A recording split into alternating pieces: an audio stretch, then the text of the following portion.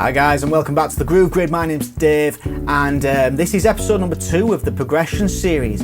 In this video I'm going to be figuring out the chord progression to Big Poppa by the Notorious BIG. I'm going to break down the chords and the chord progression. Hopefully this will trigger some ideas that you can use in your own beats and your own tracks. This song was released as the second single from his first studio album called Ready to Die. The music is sampled from a song called Between the Sheets by the Analyse brothers. I'm going to break it down so you can try and make your own ideas from this chord progression.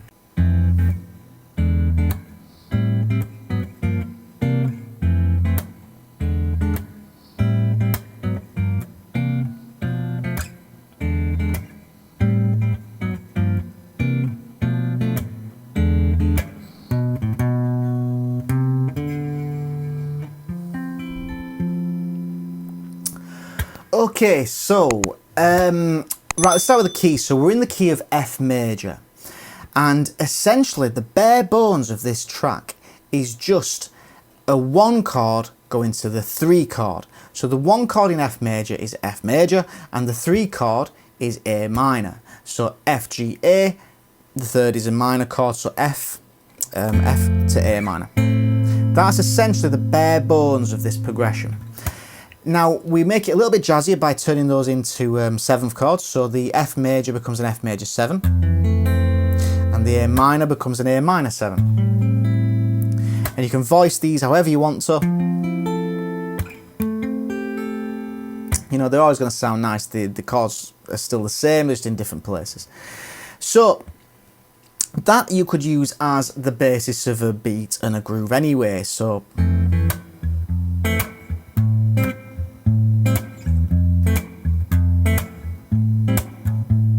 it sounds really nice. Now what they're doing in this song is they're adding in some passing chords. So let's go through some of these passing chords and some options you've got and what they're actually doing. So the first passing chord is what we call a secondary dominant. So we're going from F major to A minor. So we need to find the secondary dominant. Now all the secondary dominant is we're borrowing a chord from another key to help us transition between chords. This can work between any 2 chords and it sounds great. It's a lovely trick to have, and technically you're not staying in key, you're actually going into a different key, but it still sounds good. It doesn't have that weird sound that sometimes changing key has. It sounds really natural and really good, really cool sound. So to find the second dominant, we need to find the 5th of the chord you're going to. In this situation, we are going from F to A. So we need to find the 5th of A. So A, B, C, D, E. So E, that's 5 notes from A. Now if we were staying diatonic, meaning that we were going to stay in the key of F major for this, the E would be a diminished chord. But we want to make the E into a dominant chord, which is why it's called a secondary dominant. So all I'm going to do is play an E dominant 7th chord before going to A minor. And you'll find that that chord just pulls you in to the chord you're going to. So we start off with F major 7, E dominant 7, and that leads you into A minor. It's a lovely change, and like I say, you can do it for any chord progression and any 2 chords. You can link them together with a secondary dominant and it sounds great. Now if that's a bit confusing then, but you like the sound of it and you want to use it in one of your beats, you could always just Google what is a 5th above whatever you're going to. So say that example I said before, if I was on A minor and I want to go to E minor, all I need to do is find the 5th of E, because that's where I'm going to, which is B, E, F, G, A, B, and I could use a B dominant 7th chord to get me to E minor. So let's see how that sounds, just for the sake of it.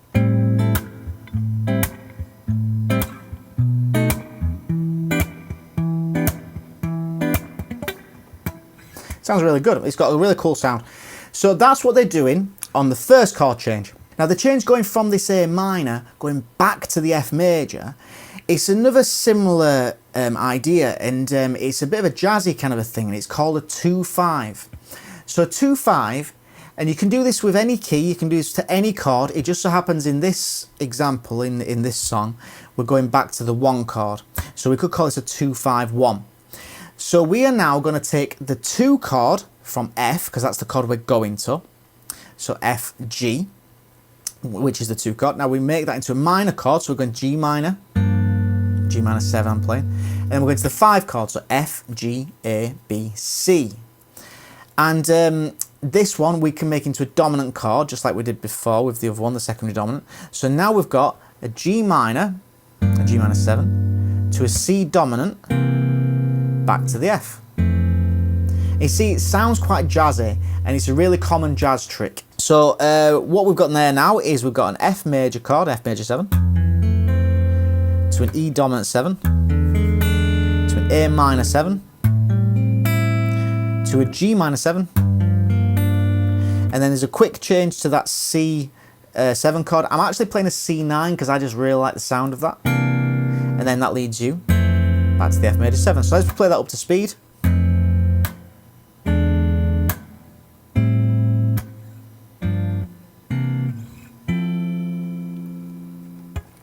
So you see, we've turned this 2 chord progression into something a lot more. There's a lot more going on, there's a lot more movement between the chords, and it just jazzes it up and makes it sound smoother. Now the only other thing that they're adding in to this progression is between the A minor and the G minor, they're adding a chromatic movement where they just go down 1 fret at a time until they get to that chord. So it's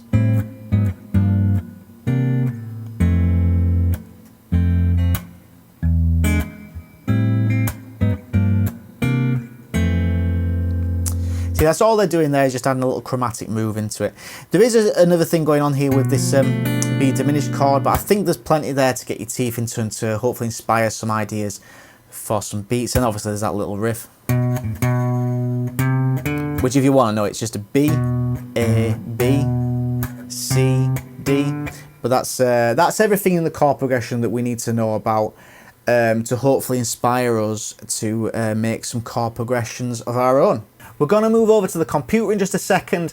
Are there any songs that you want to see me cover in this series? If there are, then leave suggestions in the comment section below. If you are liking this series, please let me know by hitting the subscribe button and liking the video. Okay, so we're in my Pro Tools session now. So I'm wanting to make a chord progression in the style of this Notorious BIG track.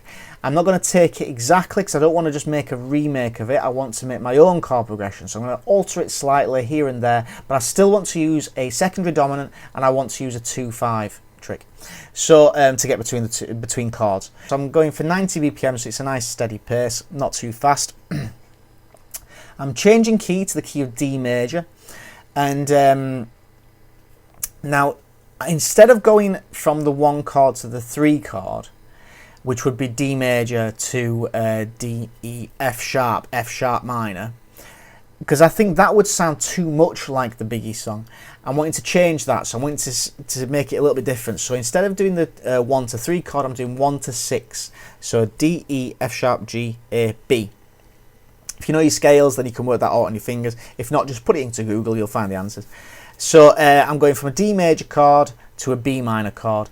I'll just show you what that sounds like. I'll just take off this major 7. Right, so this is the D major to the B minor change. It's a nice cadence. It sounds really good.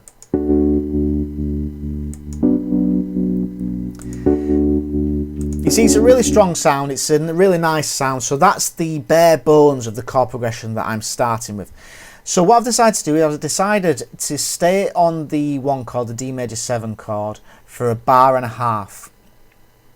And then I'm going to use the secondary dominant to get to the B minor. So I'm going to B minor. So I need to find the 5th of B, which is F sharp. So I've found the F sharp, and all I'm going to do is make that into a dominant 7th chord. Let's see how that sounds. F sharp, dominant 7. In fact, I'll just play the full thing up to there. So we've got D major 7 for 1.5 bars, F sharp, dominant 7th, which will lead into that B minor 7 chord. So let's hear how that sounds.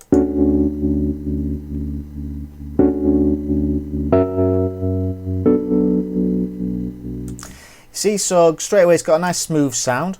Now to get the chord progression back to the D major 7, so back to the beginning to loop it, I'm going to use that 2-5 idea to go to a 2-5-1, so back to the 1 chord. So in D major, the 2 chord is E, E minor, and the 5 chord is A, so A7. So to get back to D major, I'm putting in an E minor to an A7, and that's going to lead me back to that D major 7 really nicely. So let's hear this as a loop and see what it sounds like.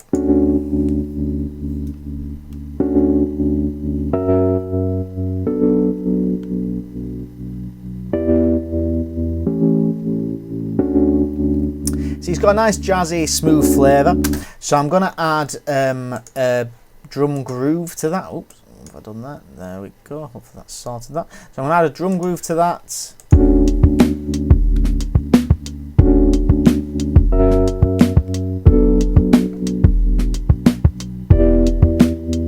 And a bass line.